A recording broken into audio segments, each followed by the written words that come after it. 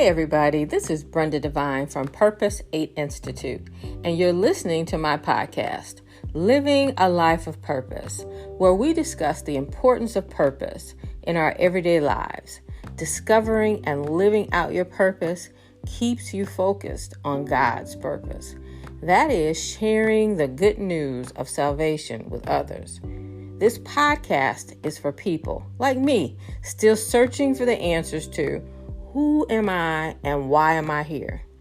You and I were designed and created by God for purpose, and we have much to do. You can listen and subscribe to my podcast, Living a Life of Purpose with Brenda Devine on Anchor and all other podcast platforms.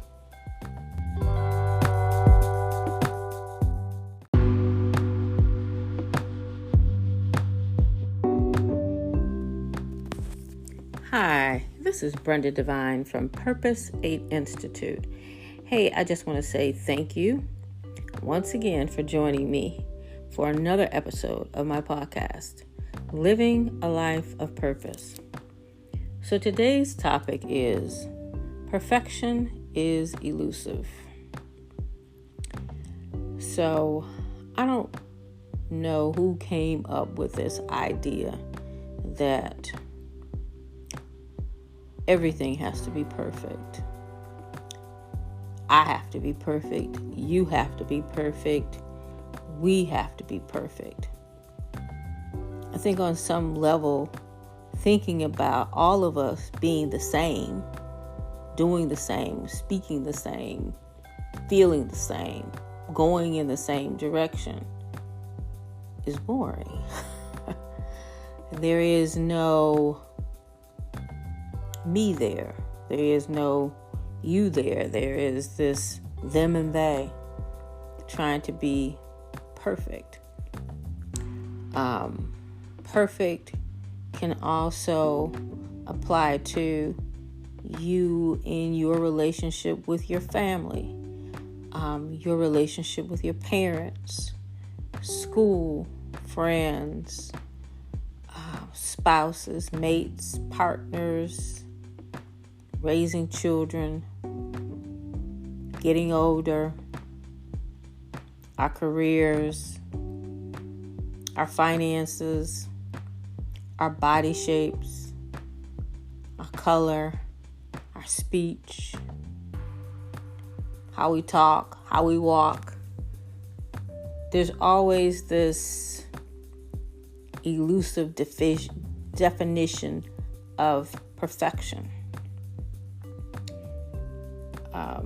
Growing up, there was the idea that white was right, black was wrong, and people that were black and brown often wondered what it would be like to be another color.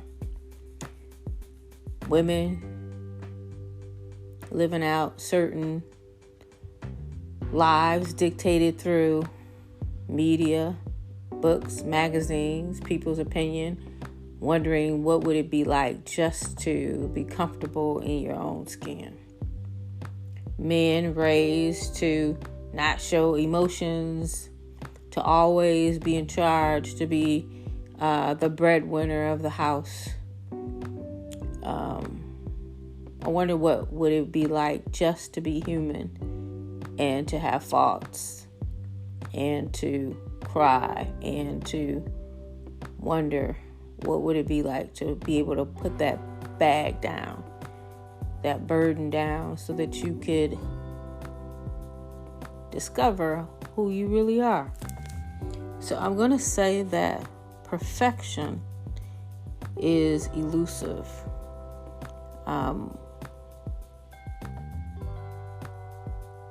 Perfection is only going to come when Jesus comes. All the rest of it is sort of like that game that's played when you have the different shells on the table, and I think there's like 3, and you're trying to pick the right one. You never really know how life is going to turn out for you, how those choices at certain times are going to turn out. You pray that they turn out right, and they usually do. But there's these curves, there's these ups and downs, there's this movement, this flow underneath that's not always apparent. But then when you look back and you go, oh yes, God got me through it. God got me through that challenge. God got me through that obstacle. God got me that job. God introduced me to my mate, my spouse. God gave me my children. God gave me happiness and peace. I see so many people chasing after perfection. And I used to chase after it too. And 52, I stopped chasing after it. And I have my moments when I think about who I am and I think about who I desire to be. And then I look at someone else's plate or what they're doing and wonder, why not me, Lord? Why not now? And I realized that I'm not ready. Because if I was, he'd move me. But it doesn't mean he's going to move me the way someone else is moved or how I desire to move. And I can never control that. Even though it seems as if I'm making decisions, really, my life is already written on the path that I should go. So how can I chase after perfection? Something that's made by man, a word made by man, to be sort of like, I guess, like your own God, another God, an idol, something to chase after. One of the things that I do is I'm with a not-for-profit, a group of women that mentors Black and brown women for real estate development. When I first got into it, I didn't know if it was aligned with my purpose. And as time went on, I realized that it is aligned with my purpose.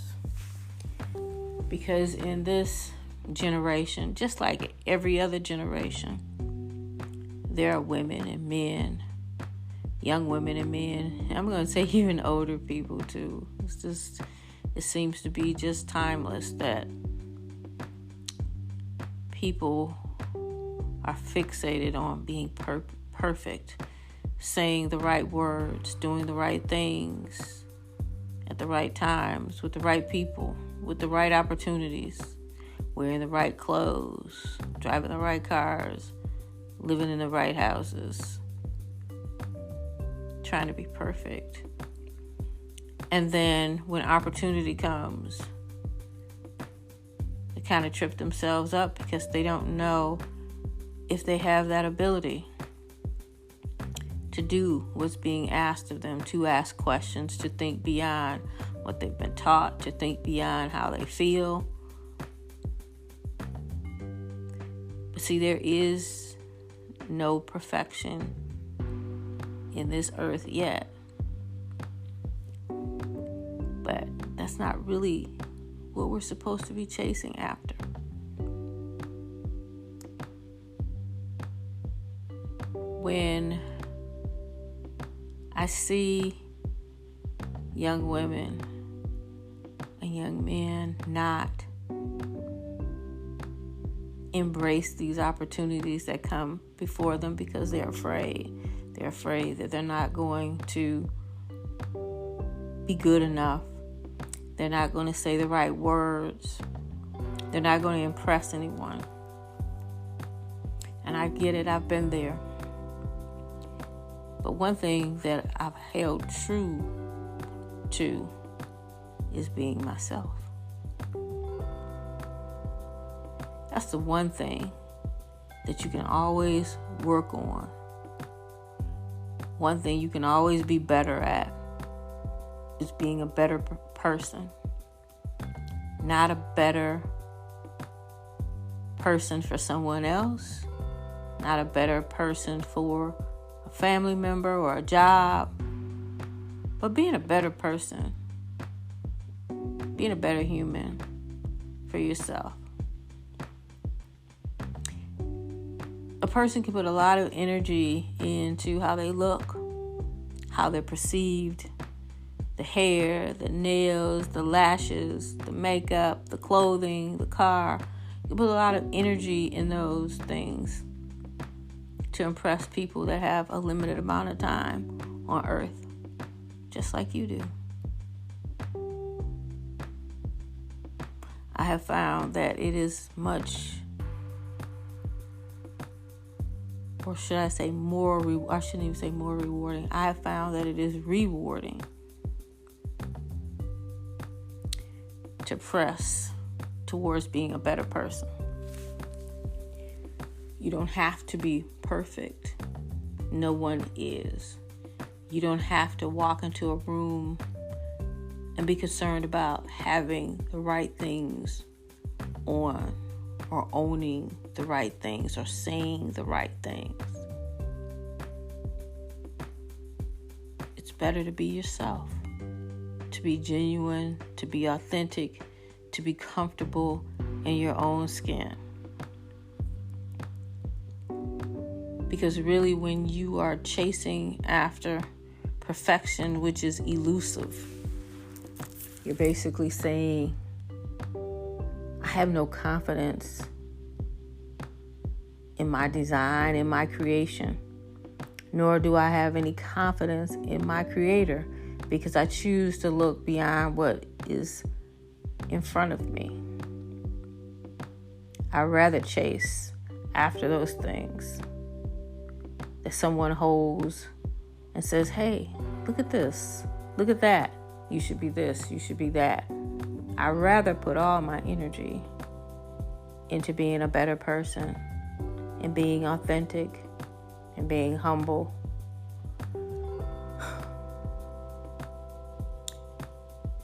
I really learned a very hard lesson last year about being humble, because I really love myself. And I had a lot of pride though too. And it's good to be confident in your abilities, confident in what you do, confident in who you are. But that should never be it. There's a confidence. There's a humble confidence in knowing that God has made you just the way He wants you to be. With all your wonderful points, all your beautiful points, all your gifts and skills, but also with your flaws. Because with those flaws, there's lessons in those flaws. I found lessons in my flaws, in my pride, that I was no greater and no less than any other person, any other human. And that who am I to question God humbling me? Who am I to question to be offended? And out of that, I let a lot of stuff go. I let a lot of people go. But I found something other than perfection and pride. What I found was the strength in my anointing. I found the strength in my gifts.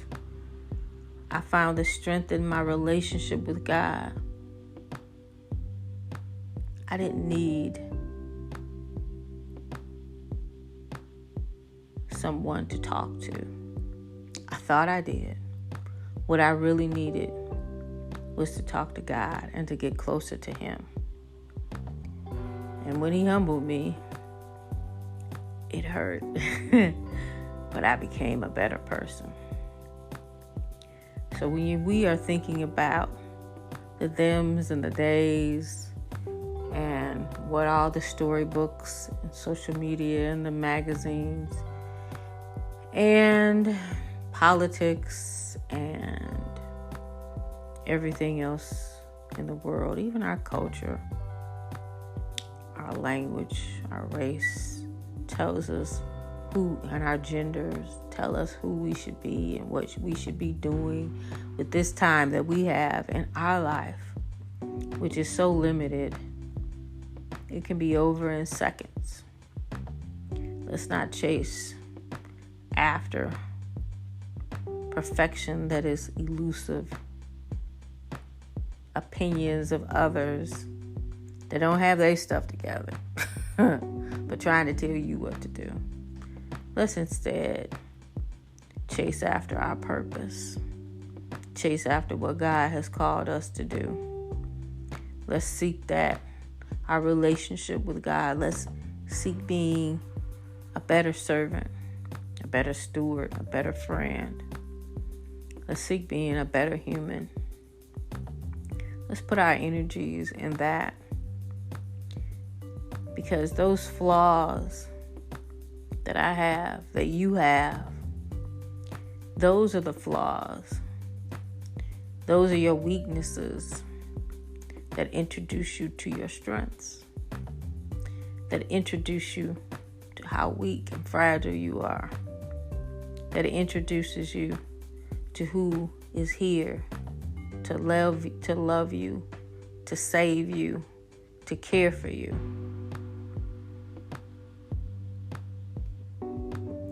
So that's something for you to think about, something for me to remember as I go about my days. Let's not chase after perfection. Let's chase after being human, being empathetic, being compassionate, understanding, kind, grateful, helpful, loving, to be a friend, to be a helper, to provide opportunities to people to help them, to serve them. Let's chase after being a better human. This is Brenda Devine from Purpose 8 Institute. Hey, I'll talk to you in a little bit. Bye-bye.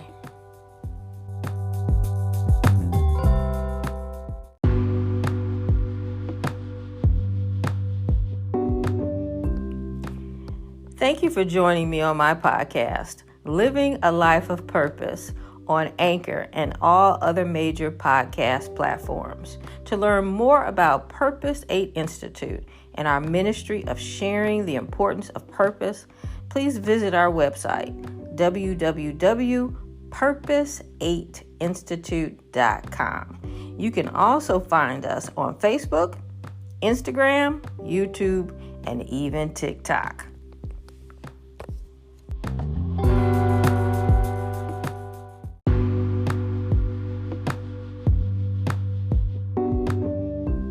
If you would like to learn more about purpose beyond this podcast, Living a Life of Purpose, you can also purchase one of my books that are available on my website, purpose8institute.com, and also on Amazon.